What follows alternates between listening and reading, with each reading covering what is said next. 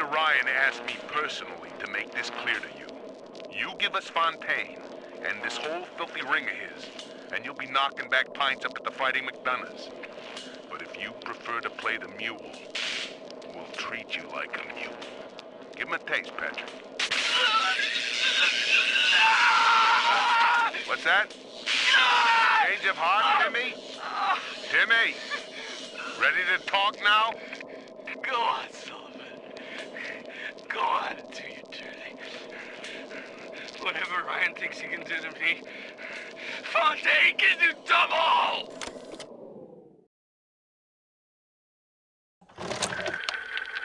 Something must be done about Fontaine. While I was buying buildings and fish futures, he was cornering the market on genotypes and nucleotide sequences. Rapture is transforming before my eyes. The great chain is pulling away from me. Perhaps it's time to give it a tug.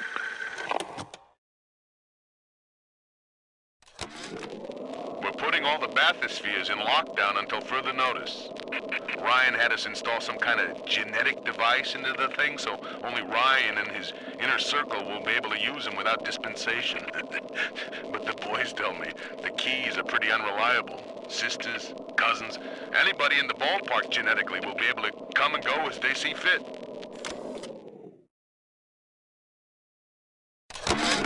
I saw one of the smugglers having a game of catching on the docks today, and this surprised me because his hands were crippled during the war. He was unloading the barge the other day when he was bitten from the sea slug. He woke up the next morning and he found he could move his fingers for the first time in years. I asked him if he still had that sea slug. As luck would have it, he did.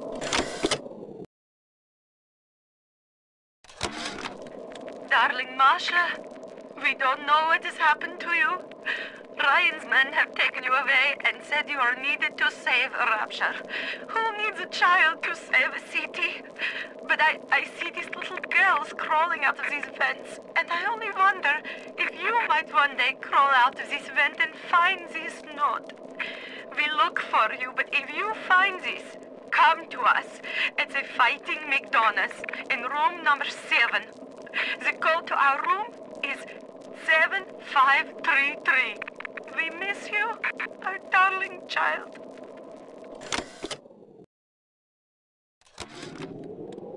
Now the eggs are in the scramble. We picked up Timmy Yates right after midnight. Either Ryan will be taking down Fontaine, or Fontaine will be taking down Ryan. We'll be, interviewing poor Timmy neath Fontaine Fisheries. If you're up for entertainment, the code's 5380. This Fontaine fellow is somebody to watch. Once he was just a menace, to be convicted and hung. But he always manages to be where the evidence isn't. He's the most dangerous type of hoodlum. The kind with vision. Hanging now, is it? That's what we've come to? Now look, I don't make the laws here, I just enforce them. But I didn't come to Rapture to string men up for running contraband. If Ryan and his crew have their law, then they can have my badge.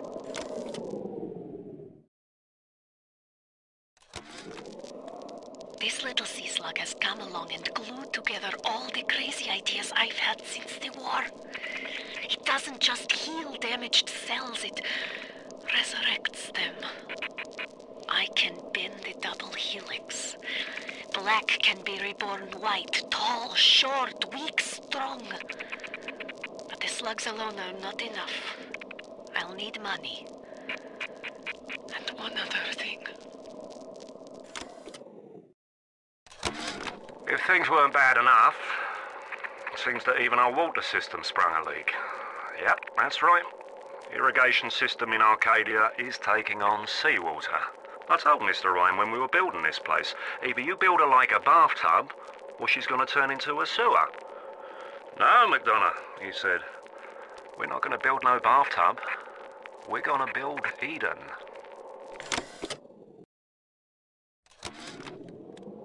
As labs have all turned me away, I have turned to Fontaine's smugglers in Port Neptune for supplies. Fontaine's men are pigs. They spit, they stink. But they deliver, and they don't ask questions. They're all terrified of Fontaine. He reminds me a bit of the Germans. So efficient. It wouldn't surprise me if he were soon running things down here. The death penalty and rapture. Council's in an uproar. Riots in the streets, they say. But this is the time for leadership. Action must be taken against the smugglers. Any contact with the surface exposes rapture to the very parasites we fled from. A few stretched necks or a small price to pay for our deals.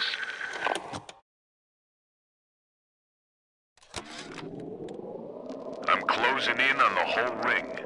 I'd pat myself on the back, but let's face it, these aren't exactly bloodthirsty desperados we're talking about. Rapture's full of poets, artists, and tennis players, not hired guerrillas. But this leader, there's this Fontaine. He seems to know his way around the grift. He keeps his nose clean, but not so clean that the right people don't know he's not to be trifled with.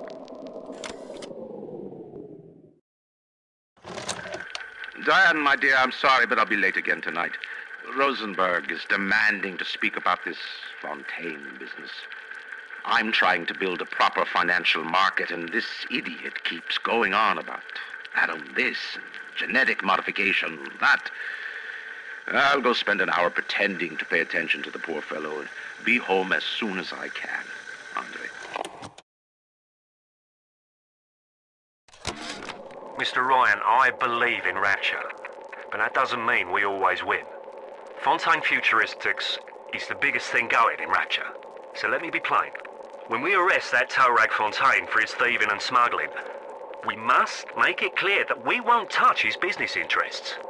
We sit on the council because these poor sods trust us, not because God gave us a chair.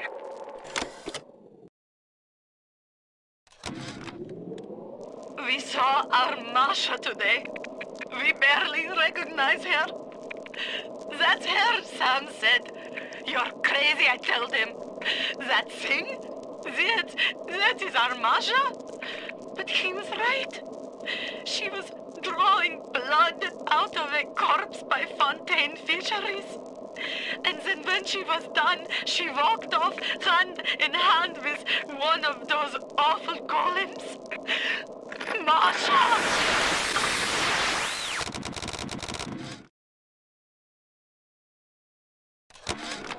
I met Ryan the day me and the lads were installing the bathroom plumbing up in his Posh Park Avenue digs. Oi, says he, what's with all the brass fittings? General contractor had me down for the tin. Well, I says, I suppose it's the contractor then who'll be bailing out your loo once a fortnight, is it? If it's price you're worried about, I'll be picking up the brass, so not to worry, Squire. And why would you be doing that, says he?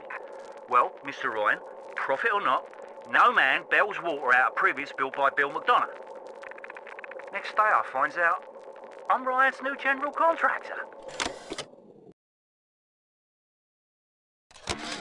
Rapture's changing, but Ryan can't see the wolves in the woods.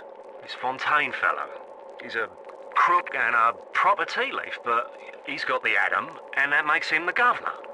He's sinking the profits back into bigger and better plasmids, building them Fontaine poorhouses, or like Fontaine recruiting centres. Before we know it, bloke's gonna have an army of splicers.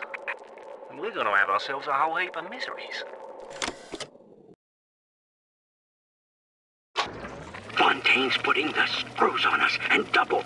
He's squeezing us out of 80 points of our cut with the threat of turning us into Ryan if we don't play ball. Son of a bitch. Sammy G comes and tells me he's thinking of going to the constable. And the next day, Sammy G was found in a sack in a salt pond. We got no choice here. We stay on Fontaine's crew and we're gonna catch the gallows. We take the powder, and we end up like Sammy G. Oh, there's gotta be another way. We all come down here. Figured we'd all be part of Ryan's great chain. Turns out Ryan's chain is made of gold, and ours are the sort with the big iron ball around your ankle. He's up in Fort Frolic banging fashion models. We're down in this dump yanking guts out of fish. Fontaine's promising something better. He's like one of us, you know? Like he's worked a day in his life. He says meet him at his fish packing joint at 11. I'll go, bring a couple of guys. Hey, it's not like things could get a lot worse. Spent the morning jawing with that kraut scientist. She's damaged goods, all right. Just like all those chumps they scraped out of them prison camps. But she's no crackpot. She's gonna make me the kind of scratch that'll have Ryan look like he's running a paper route. She just needs some supplies to get the ball rolling and a friend to watch her back. The Irish pork pie offered me a deal. I flip him Fontaine and I walk out of here. That's simple. How do I know that fat fuck isn't Fontaine's guy? How do I know they're not all Fontaine's guy? Fontaine's got Adam, and everybody wants it. Ryan's got a whole lot of talk and a nice suit. Even down here, any idiot can see which way the wind is blowing. On my walk today, I had my first encounter with a pair of them. He, a lumbering palooka in a foul-smelling diving suit, and she, an unwashed moppet in a filthy pink smock. Her pallor was off, green and morbid. And there was a rather unpleasant aspect to her demeanor, as if she were in an altogether different place than the rest of us. I understand the need for such creatures. I just wish they could make them more presentable.